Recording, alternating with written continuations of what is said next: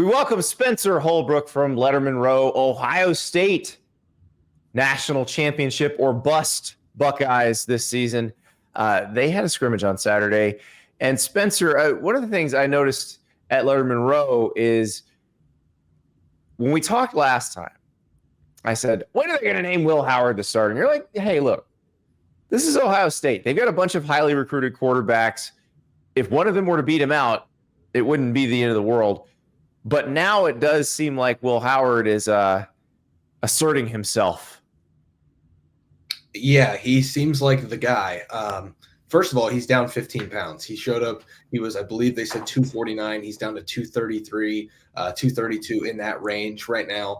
So he looks like a trimmer quarterback than even the people at Kansas State probably know him as. He said that he put on a little bit of portal weight in that month that he was in the transfer portal. So that was a little bit of a funny moment for him. But he's starting to assert himself in the weight room. He's starting to assert himself in the locker room. And then he's taken it. It's all kind of translated to the field. He is he's throwing the ball more decisively. He's got more what Ryan Day called command of the huddle because they're doing some huddling here in preseason. He's taking control in the run game as well. I think he looks pretty good and pretty fluid there, but that was to be expected. I think the deep ball still needs a little bit of work, but he is starting to assert himself. By all accounts, had a good scrimmage on Saturday. What we've seen of him through 5 open practices that we've got to watch as a media contingent, I thought he looked pretty good, and he's really starting to solidify himself as the guy. Yeah. Interesting that you point that you said they are doing some huddling this preseason, because I've heard several coaches say they think the in-helmet communication might actually convince some offenses to huddle more because the OC can call it to the quarterback can tell the whole team, and it might not be as much of a blur. And I'm just thinking about that. Chip Kelly has already worked with this stuff as an NFL head coach, so he knows it much better probably than most of the college coaches do. I do wonder how he's going to implement that. Yeah, and they've talked a little bit about still relaying signs in and signals in because it shuts off with 15 seconds left in the play clock. So, like, you still are going to have a little bit of the rainbow of assistant coaches over on the sideline relaying in some signals, but I don't think it's going to be as big. But yeah, having Chip Kelly and Ryan Day, both former NFL coaches who have called plays in the league, that's got to be an upper hand for Ohio State. It's something that we really haven't talked much about other than, like, yes, they are going to huddle. Yes, they are trying to figure out what to do in those last 15 seconds to make those adjustments. But yeah, Chip Kelly certainly has his fingers all over this offense. You can tell in the run game, it looks more diverse. You can tell even in the passing game, because it's a lot more RPO stuff, I think, than what we've seen from Ohio State in the past. But then also it's just the fact that, Will Howard's a run threat now, and Chip wants to use him like that. And you can kind of tell that he's starting to put that in right now. Well, and that's the part of Will Howard's game that I think when you look at him coming out of the transfer portal, I think people are looking at him as just a pure passer, but he does give you a big threat in the run game, especially if it's alongside Travion Henderson or Quinshon Judkins. Yeah, and then you add these receivers in, like, it's really pick your poison. I'm not really sure how teams are going to try to defend this team because, like you said, are you going to hand it to Travion and Quinshon? We haven't seen two-back stuff. But I wouldn't put it past them to do some two-back stuff. There's going to be tight ends on the field. Those guys are going to try to get into some seams and get upfield because of the running lanes that's going to be open. I think the offensive line is coming together pretty nicely. And then you add Will Howard, who, Chip Kelly said ran 22 mile an hour this summer as a quarterback, at 6'4", 237 pounds. I think he was when he ran that. He's now down to 232, 233. So he could be even a little bit quicker than that. So yeah, it seems like it's all coming together, Andy, and we've kind of beat the dead horse here all offseason about how good this offense could be if Will Howard takes those steps. Mm-hmm.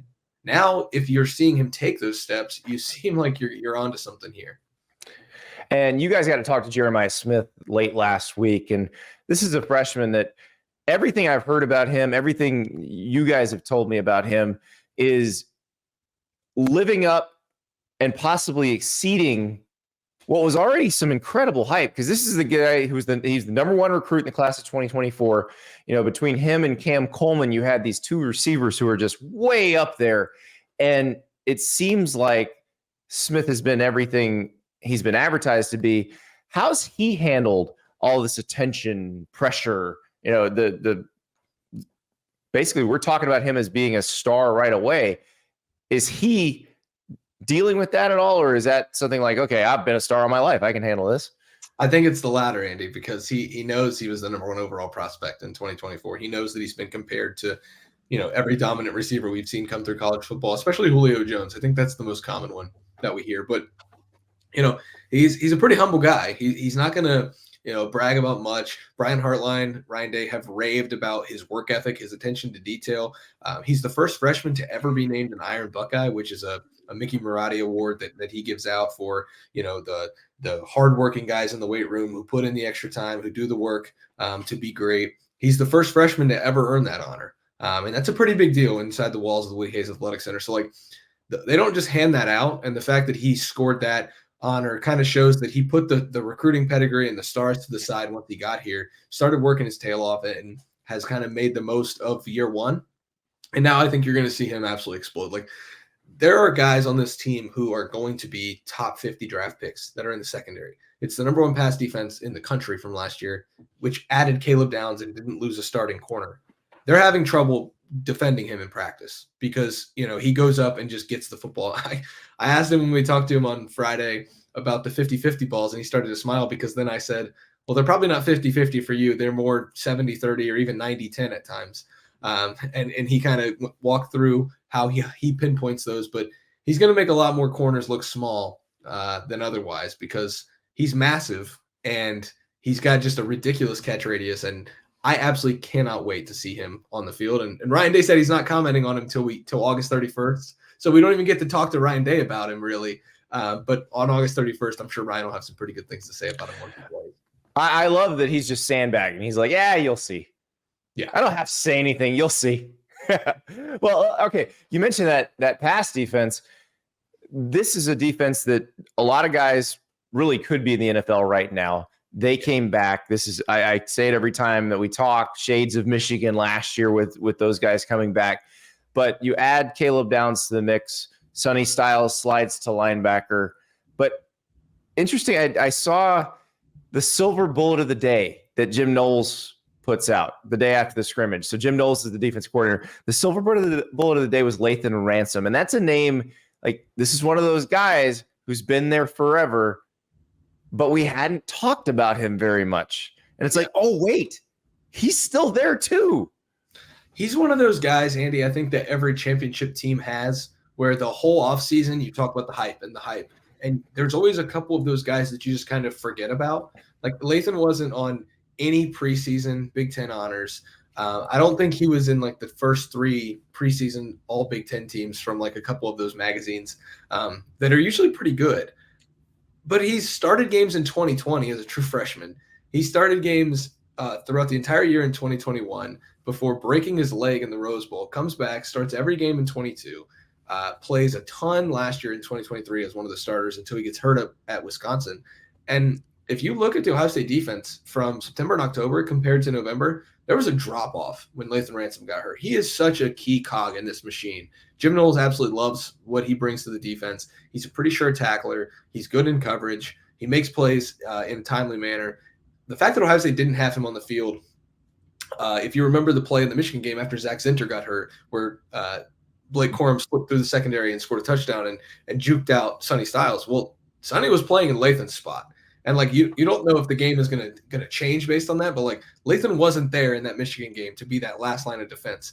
He's so important for this defense, and I think it's super noteworthy that the day after the scrimmage, he's the silver bullet of the day because you talk about Caleb Downs and Denzel Burke and all of the defensive linemen that came back, and all of a sudden you just have this fifth-year senior who just kind of seems like he's lurking in the background, ready to make some plays this year and be a force. And people are forgetting about Lathan Ransom, I think, a little too easily heading into the year. Yeah, it's one of those things. I think we're going to do that with this defense quite a bit, where there might be, as the games go on, a kind of a new star every week because they're going to be solid everywhere, but they can be spectacular in so many different places that you don't often know where it's going to come from. Yeah, and then like another guy who's exactly like that is Ty Hamilton, another 2020 guy who is a run stuffer. He's not the slippery defensive tackle who makes the sacks like Tyleik Williams does. He's not the run stopper on the edge like JT Tuimoloau and Jack Sawyer can be.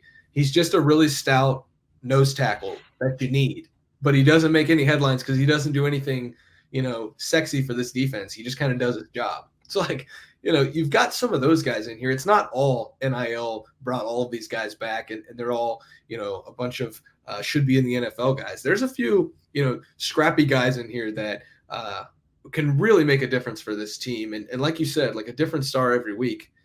There could be 3 corners in this rotation who each have a game of the year for them. There could be 3 or 4 defensive ends and defensive tackles in here that could have like a game of the year performance for the team. Like, there's so many different ways the defense can attack you. And I think that's what's so exciting for Jim Knowles. But it's also the challenge of trying to figure it all out in the next couple of weeks before you get It's another good point, though, that there are veteran guys on this team that, like you said, they didn't decide to come back, from going to the draft. They need to have a good year to show the NFL that they can play in the NFL, and that's quite a motivation too. But it's strange with Ohio State because there are so many guys that we know are going to be high draft picks, but sometimes that person, especially when it's an older person who knows the scheme really well, that can be very helpful.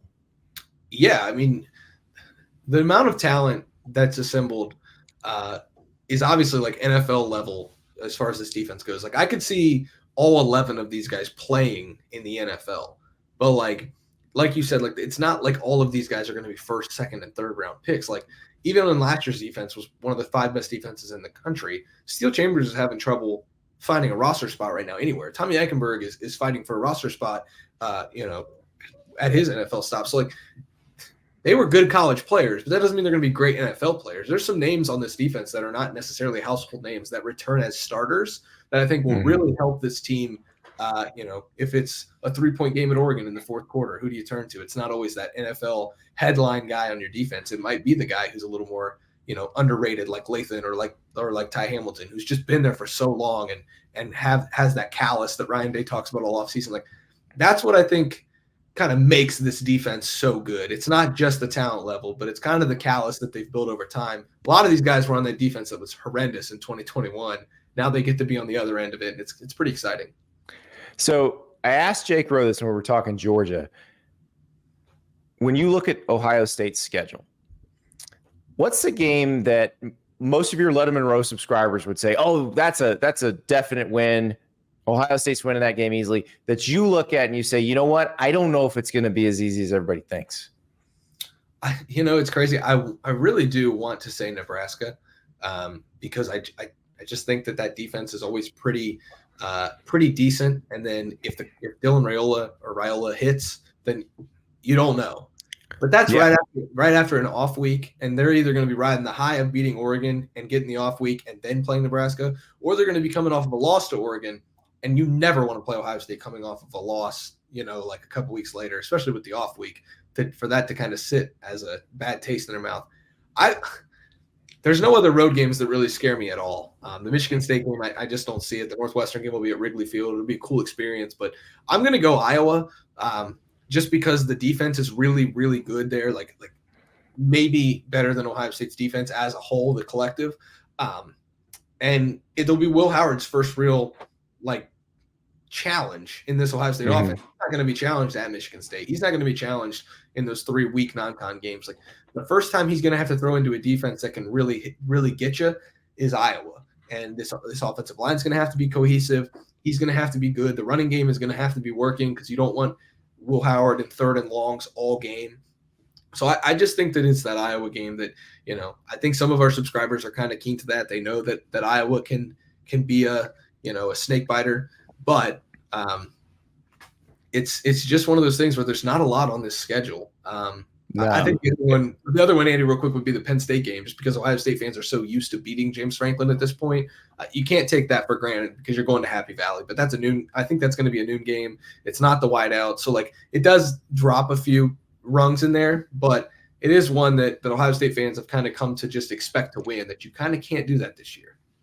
Yeah, and it's weird because for the longest time, it felt like Penn State played them tough no matter what. Yeah. It hasn't felt like that the last couple of years. But yeah, the Iowa game is interesting because it is that look ahead spot before Oregon. If that game were at Kinnick I think maybe I'd be a little more worried.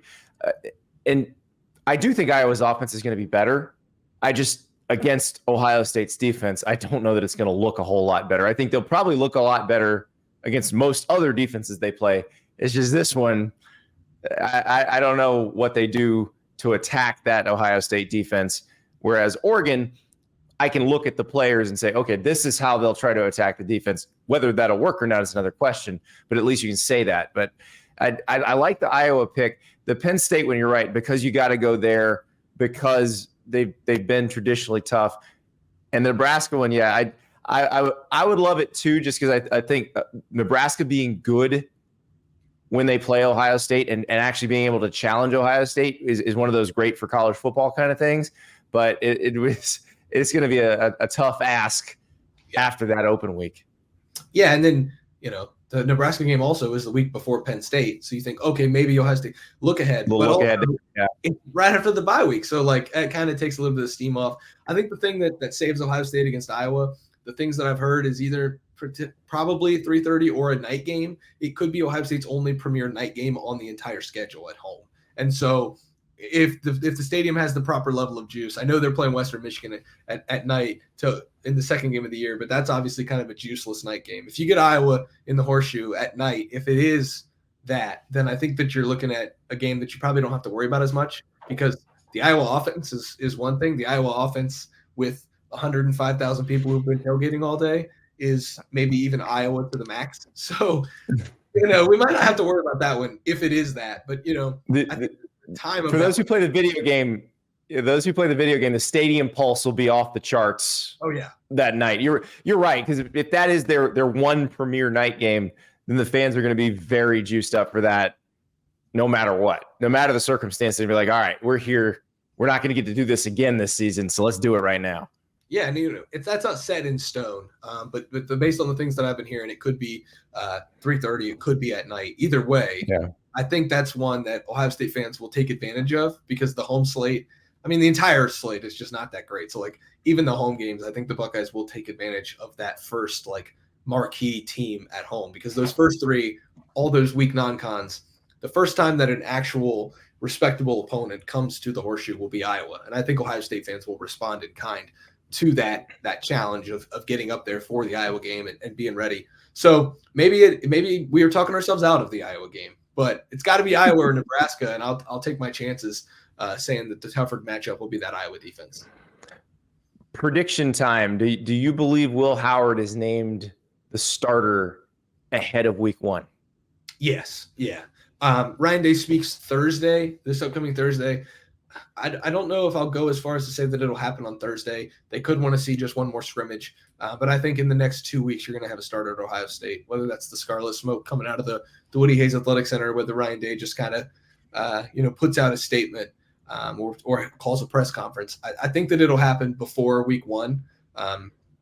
But he waited until that 15 to 20 range to call the race when nobody was in the race with Justin Fields. He waited to do it with CJ Stroud until that time. We're still 10 days away from that sweet spot that Ryan Day's traditionally liked. But he also didn't love the way he handled the quarterback battle last year in August. So maybe he bumps up that timeline, gets it done a little earlier, especially now that we're starting to really hear and see a little bit that Will Howard is becoming more and more the guy with each practice that they have.